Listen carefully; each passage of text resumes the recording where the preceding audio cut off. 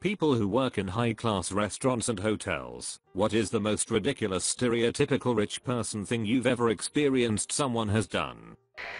I operated a premium chain restaurant in Canada. One day this Indian gentleman started coming in, at first by himself. On the first day he spent $200 on wine and tipped $1,000. The next day he did the same again. When we saw him the third time, I had servers fighting over him. Anyway, one evening he got drunk on wine, and Brad the busboy made the mistake complimenting his watch. Mr. S takes off his tag and gives it to Brad. The next morning Mr. S comes back to get his car and asks if Brad is there. I say yes and go get him. Brad knows what's up and is removing the watch as he walks over to Mr. S. Mr. S says, "Brad, I'm really sorry I got drunk last night and gave you my watch."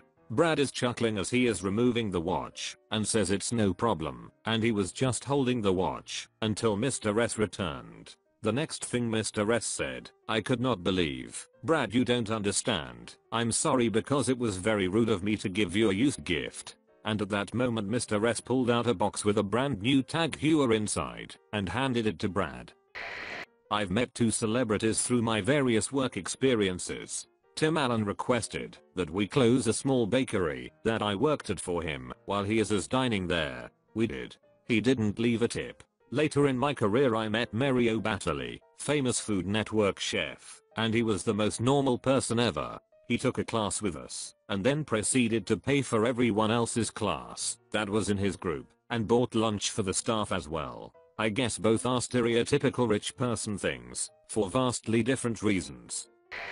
I interviewed at a large hotel attached to a casino, and while I was being shown around the front desk, a woman walked up, said nothing, and got room keys. After being greeted by the front desk agent, she immediately turned and walked away. Then the manager who was interviewing turned to me and said, "That's Mrs. Recladipants. You never ask her for her name, her ID, or God forbid a credit card. She stays here camped once or twice a week because her husband spends so much in the casino. If you upset her she will yell at you and then hand the person working next to you a $100 bill just to spite you." I ended up turning down a job there, thankfully so, because apparently she wasn't the only guest of her type there.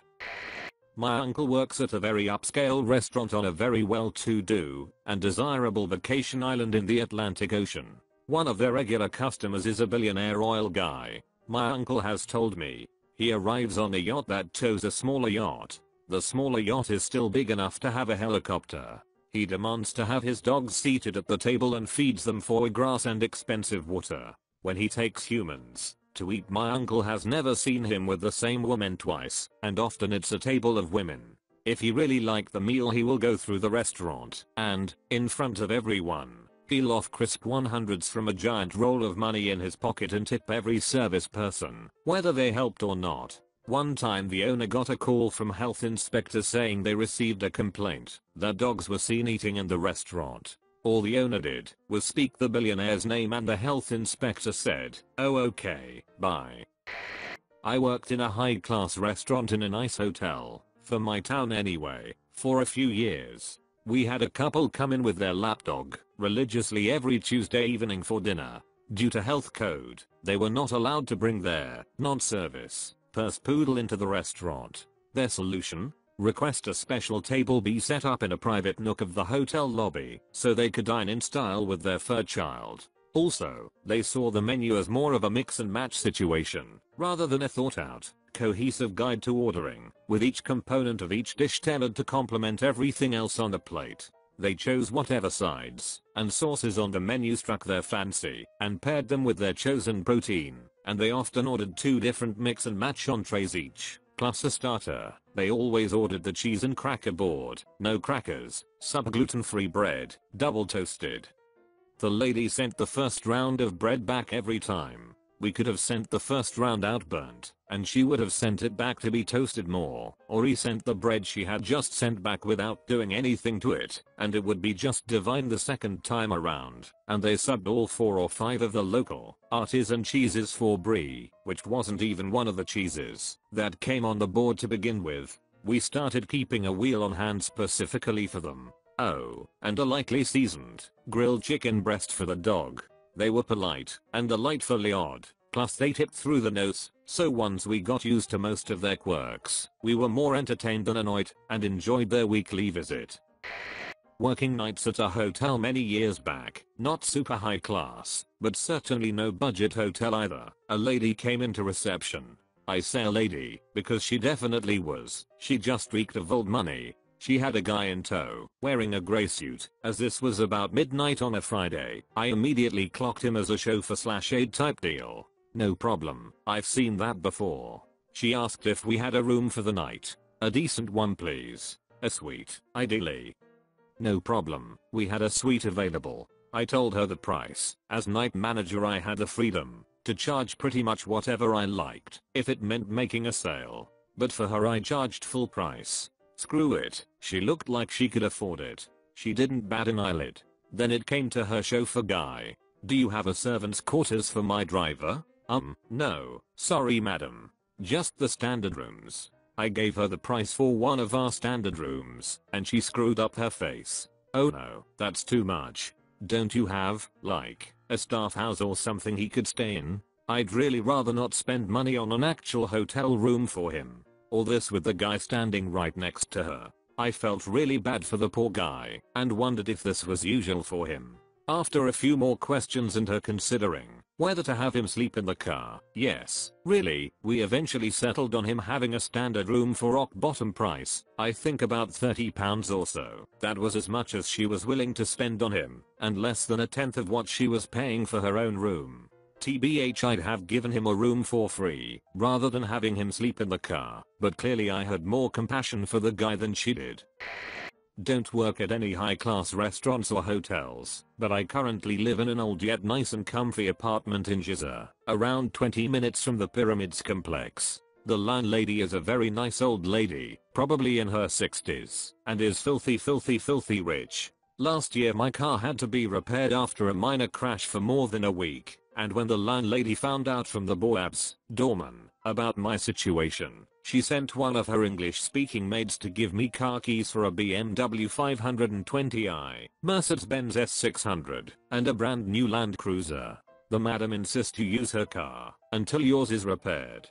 I was shocked, of course, and asked her if she still could go around with her lending this much cars to me. No worry, madam has 12 cars in Al Kahira. Okay, I guess. I ended up only using the Land Cruiser because it's the cheapest one, I think. Another story is, when she knew I would graduate from college soon, she asked me to come visit her place. I did as she asked, and she just gave me a set of keys and some money. Here, I have nice villa in Ain Sokna.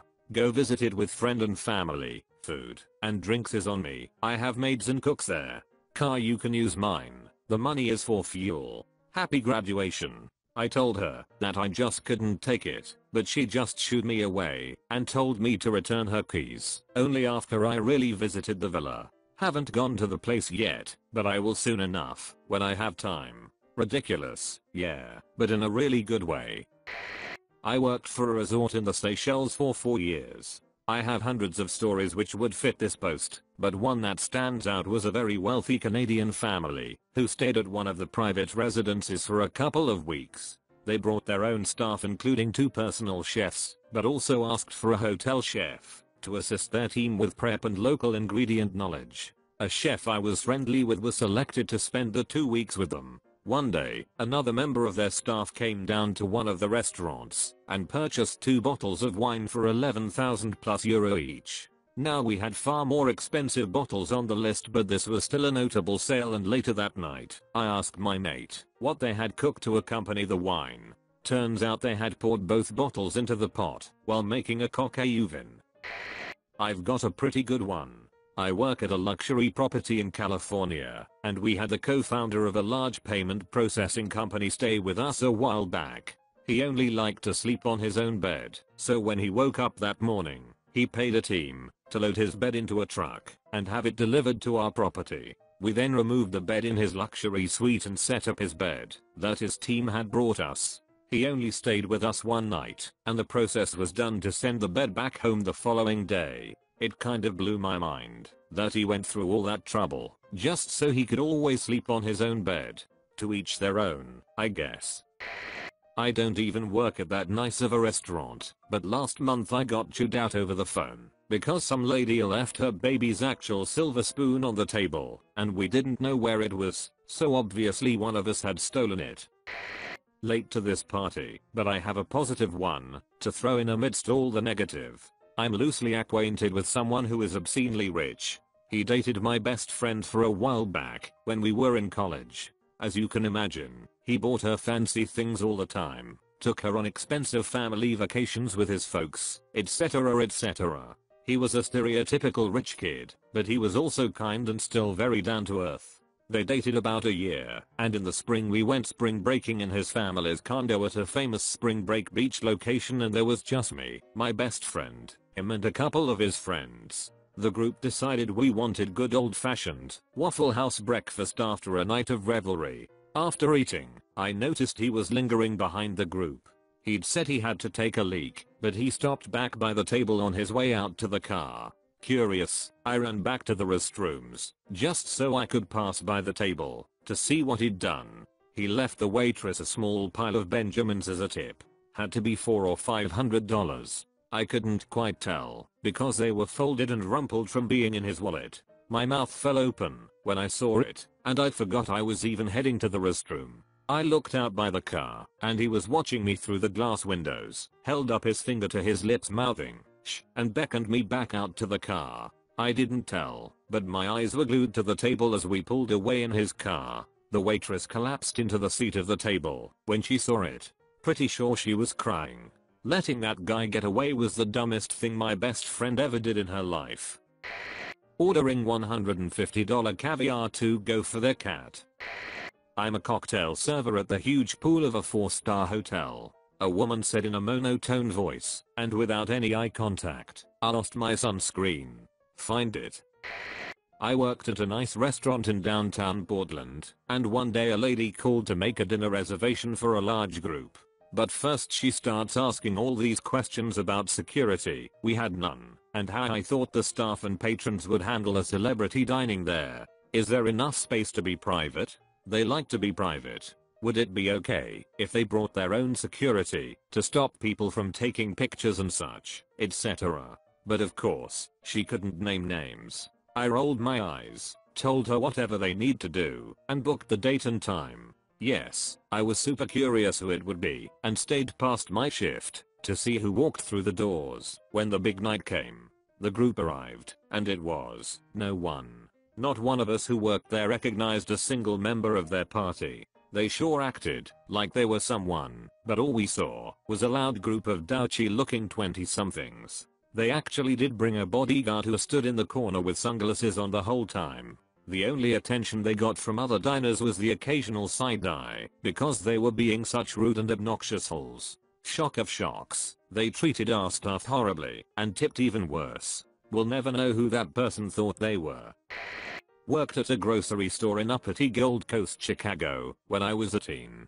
We sold soup for lunch, and when bagging them, we put it in a paper bag followed by a plastic bag, to make sure it's secure. Lady buys a soup. I proceed to bag the soup and she says no, I'll just put it in my bag. I say, "Ma'am, are you sure?" Mind you, she has a Louis Vuitton bag that looks brand spanking new. 15 minutes later she comes in raging that she has minestrone all over her Louis Vuitton and demands to speak to a manager. SMH.